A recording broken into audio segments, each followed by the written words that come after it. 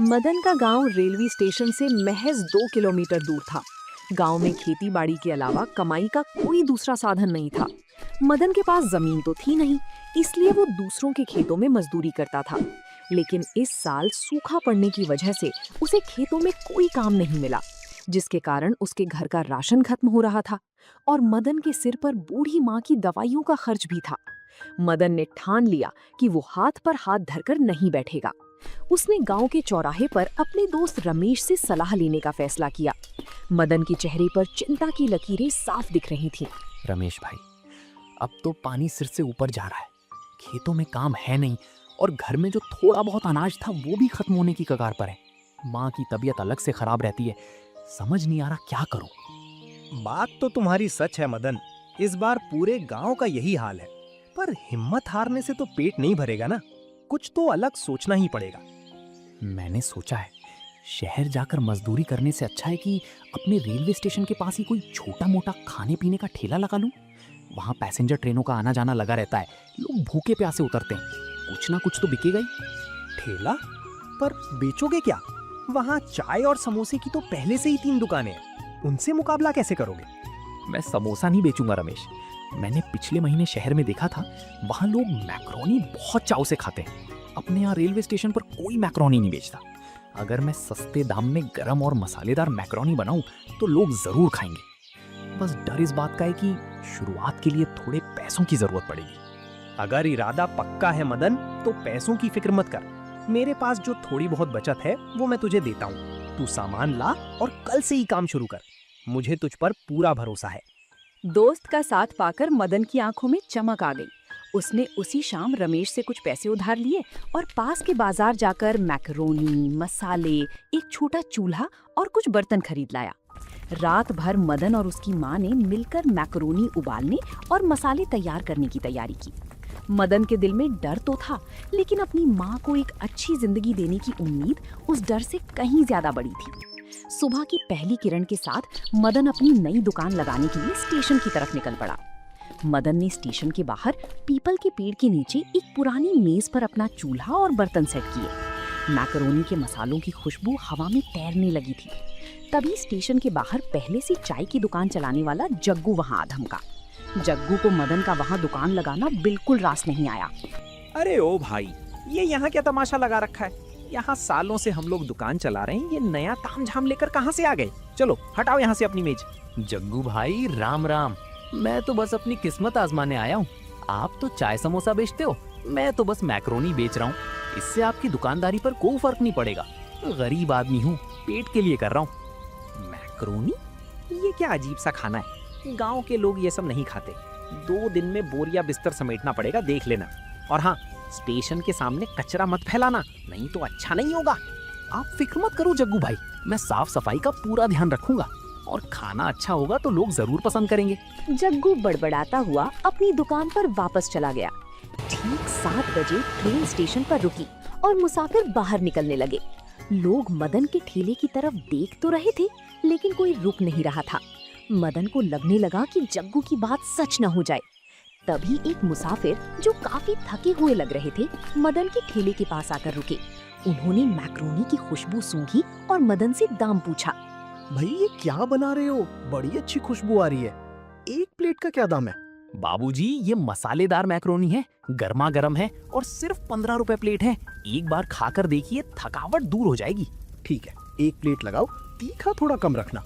मदन ने फुर्ती से पत्तल पर गर्मा गर्म मैक्रोनी निकाली, ऊपर से थोड़ा हरा धनिया डाला और मुसाफिर को थमा दिया।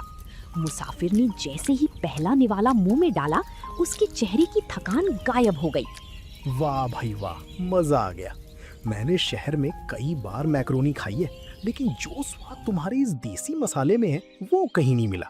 ऊपर से ये गर्मा गर्म और इतनी सस्ती, तुमने तो मेरा सफर सफल कर दिया। बहुत बहुत धन्यवाद बाबूजी, आपकी इन बातों ने मेरी हिम्मत बढ़ा दी। बस आप जैसे भाइयों का आशीर्वाद बना रहे। ये लो 20 रुपए, 5 रुपए वापस मत करना, ये तुम्हारी कला का इनाम है। मैं हर हफ्ते इस स्टेशन से गुजरता हूँ, अब से जब भी आऊंगा तुम्हारी मैक्रोनी जरूर खाऊंगा।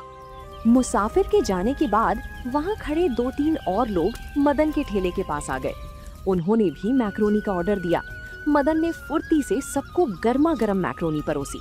जिसने भी खाया उसने मदन के हाथ के स्वाद की तारीफ की। सुबह से दोपहर तक मदन की सारी मैक्रोनी बिक गई। जब मदन ने अपने गल्ले के पैसे गिनी तो उसकी आंखों में खुशी के आंसू आ गए। वो तुरंत अपनी दुकान समेटकर सी रमेश के पास पहुंचा।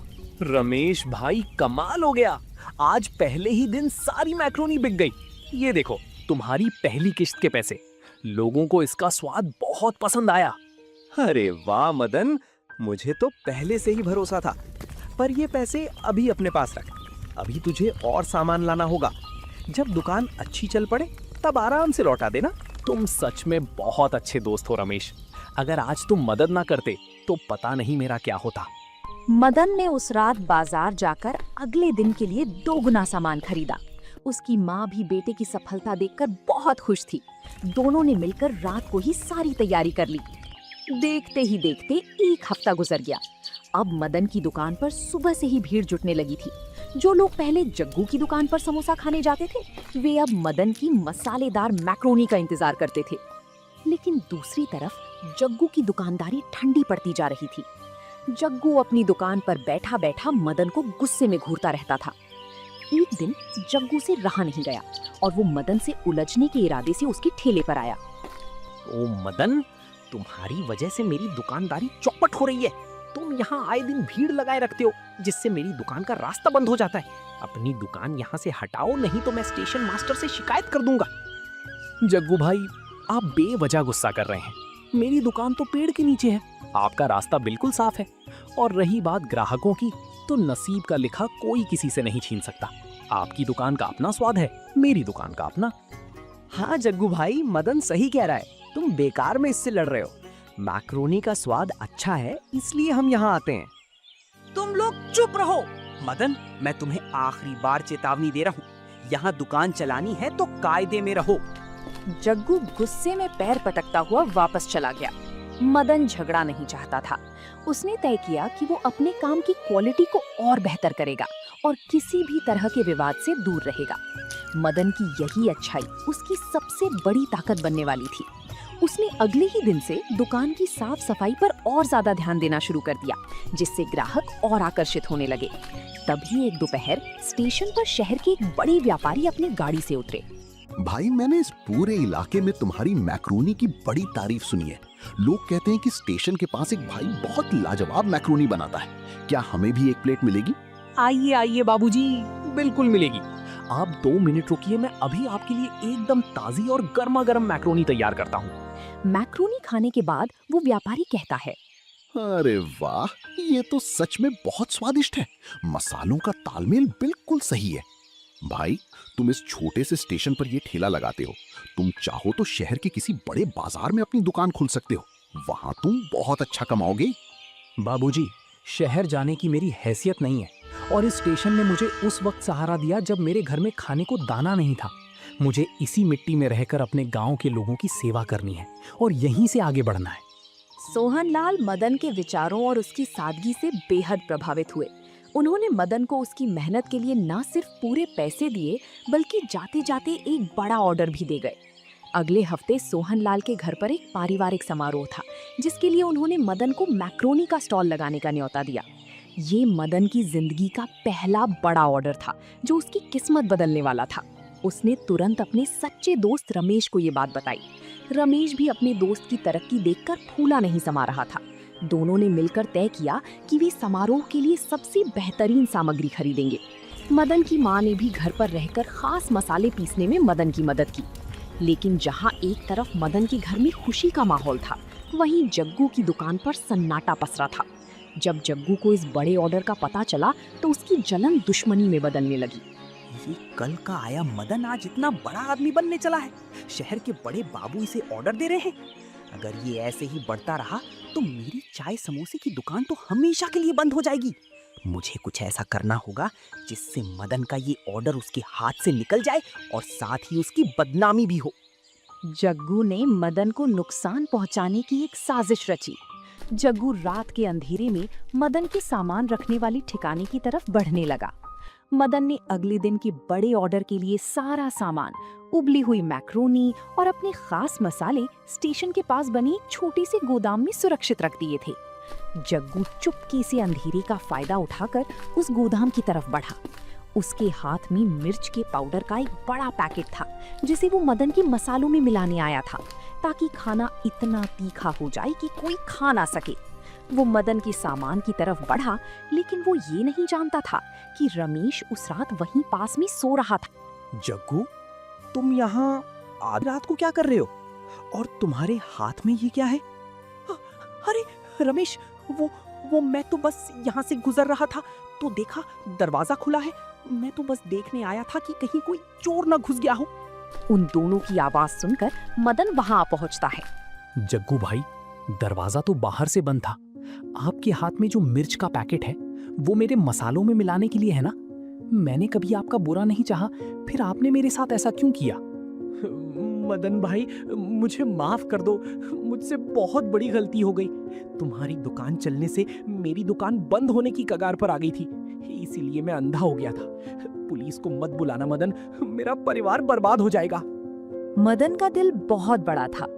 मदन ने जग्गू से कहा कि वो उसकी साजिश की बात किसी को नहीं बताएगा, बशर्ते जग्गू आगे से ईमानदारी से अपनी दुकान चलाए। जग्गू शर्म से पानी पानी हो गया। वो समझ गया था कि मदन सिर्फ एक अच्छा दुकानदार ही नहीं बल्कि एक बहुत अच्छा इंसान भी है। अगली सुबह सूरज की नई किरण के साथ मदन और रमेश शहर के लिए रवाना हुए। सोहनलाल के आलीशान बंगले पर मदन ने अपना सुंदर और साफ सुथरा मैक्रोनी स्टॉल लगाया। जैसे ही मैक्रोनी बनने की खुशबू हवा में फैली, शहर के मेहमान स्टॉल की तरफ खींचे चले आए। मदन ने पूरी विनम्रता और स्वच्छता के साथ सबको गर्मा गर्म मैक्रोनी परोसना शुरू किया। शहर के लोगों के लिए ये देसी मसालों वाली मैक्रोनी का स्वाद बिल्कुल नया और अनोखा था। सोहनलाल जी, आपने इस बार खाने का सबसे बेहतरीन इंतजाम किया है। ये मैक्रोनी इतनी लाजवाब है कि बड़े बड़े होटलों का खाना इसके सामने फीका लग रहा है। धन्यवाद भाई साहब। ये कमाल हमारे मदन भाई का है, जो हमारे रेलवे स्टेशन के पास दुकान लगाते हैं। इनकी ईमानदारी इनके स्वाद में झलकती है। आप सब बड़े लोग हैं। आप सबको मेरा छोटा सा प्रयास पसंद आया, यही मेरी सबसे बड़ी कमाई है। सोहनलाल जी का बहुत बहुत धन्यवाद, जिन्होंने मुझे ये मौका दिया। समारोह खत्म होते होते मदन का सारा काउंटर खाली हो चुका था। सोहनलाल जी ने मदन को तय की गई रकम से ज्यादा के पैसे दिए और उसकी ईमानदारी की सराहना की। शहर के बड़े समारोह से सफल होकर मदन जब वापस अपने गांव लौटा तो पूरे गांव में उसकी तरक्की के चर्चे थे। मदन ने सबसे पहले अपने दोस्त रमेश के सारे पैसे लौटाए, जिसके बाद मदन ने अपनी बूढ़ी माँ का अच्छा इलाज करवाया और घर के राशन की चिंता हमेशा के लिए खत्म कर दी। अब मदन पहले ही ज्यादा उत्साह के साथ रेलवे स्टेशन पर अपनी दुकान लगाने लगा, लेकिन अब माहौल बदल चुका था। जग्गू, जो कभी मदन का सबसे बड़ा दुश्मन था, अब एक बदला हुआ इंसान था। मदन भाई, उस रात जो तुमने मेरे साथ भलाई की, उसने मेरी आंखें खोल दी। अगर तुम्हारी जगह कोई और होता तो मुझे जेल भिजवा देता। तुमने मेरी गलती छुपाकर मुझे सुधरने का एक मौका दिया। आज से तुम मुझे अपना छोटा भाई समझो। अब हम दुश्मन नहीं, दोस्त हैं। जग्गू भाई, मैंने तो पहले ही कहा था कि नसीब का कोई किसी से नहीं छीन सकता। आपकी दुकान पर चाय पीने वाले आते हैं, मेरी दुकान पर मैक्रोनी खाने वाले। अगर हम दोनों मिलके काम करेंगे तो स्टेशन पर आने वाले किसी मुसाफिर को भूखा नहीं रहना पड़ेगा। मदन और जग्गू की ये दोस्ती देखकर स्टेशन के बाकी लोग भी हैरान और खुश थे। दोनों ने मिलकर स्टेशन के बाहर सफाई का एक अभियान शुरू किया। मदन अपनी दुकान के पास एक बड़ा डस्टबिन रखता था और ग्राहकों से कचरा उसी में डालने का अनुरोध करता था। देखते ही देखते मदन की दुकान की वजह से उस पूरे रेलवे स्टेशन की रौनक बदल गई थी। महीने गुजरते गए और मदन का काम अब एक छोटी ठेली से बढ़कर एक खूबसूरत दुकान का रूप ले चुका था। मदन ने स्टेशन के पास ही एक पक्की दुकान किराए पर ले ली थी, जिसका नाम उसने रखा मैक्रोनी कॉर्नर। उसने अपने दोस्त रमेश को भी अपनी दुकान में साझीदार बना लिया था, ताकि रमेश को भी रोजगार के लिए भटकना ना पड़े। मदन की माँ अब पूरी तरह स्वस्थ थी और अपने बेटे की इस कामयाबी पर भगवान का शुक्रिया अदा करती नहीं थकती थी। मदन ने साबित कर दिया था कि अगर नीयत साफ हो और मेहनत सच्ची तो इंसान मिट्टी से भी सोना बना सकता है। मदन भाई, आज तो शहर से भी कुछ लोग खास तुम्हारी मैक्रोनी पैक करवाने आए हैं। अपनी दुकान का नाम अब सच में बहुत बड़ा हो गया है। रमेश भाई, ये नाम मेरा नहीं, हमारे गांव के प्यार और आप जैसे दोस्तों के साथ का है। मैंने तो बस एक छोटी सी शुरुआत की थी, रास्ता तो भगवान ने खुद दिखाया है, और मदन भाई की ईमानदारी का। क्यों, सही कहा ना रमेश? आज मदन भाई की वजह से हम सब आत्मनिर्भर बने हैं और गांव का नाम भी रोशन हुआ है। तो दोस्तों, आप लोगों को ये कहानी कैसी लगी कमेंट करके जरूर बताएं, और ऐसी कहानियों को देखने के लिए वीडियो को लाइक करें और चैनल को सब्सक्राइब करें।